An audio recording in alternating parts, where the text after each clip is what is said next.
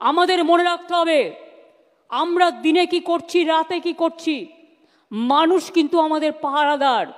আমরা যেমন তাদের জন্য লক্ষ্য রাখি, তারাও কিন্তু আমাদের কর্মীদের জন্য লক্ষ্য রাখেন।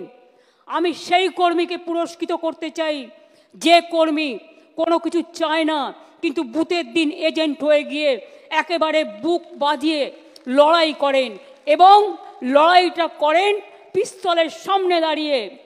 বিধানসভা ইলেকশন যখন হয়, লোকসভা ইলেকশন যখন হয়, বিজেপির বড় বড় এজেন্সিরা ডিএম চেঞ্জ করে দেয়, বিজেপির কথায় এসপি চেঞ্জ করে দেয়, বিডিও চেঞ্জ করে দেয়, নিজেদের অবজারভার বিজেপি মাইন্ডেড নিয়ে আসে, নিয়ে এসে সিআরপিএফ নিয়ে আসে, সিআইএসএফ নিয়ে আসে, বিএসএফ নিয়ে আসে, ভেতরে গ্রামে গ্রামে ঢুকে যায়, লাইনের সামনে দাঁড়িয়ে থাকে, সবাইকে বলে ভোট দেবে না তৃণমূলকে, বিজেপিকে ভোট দাও।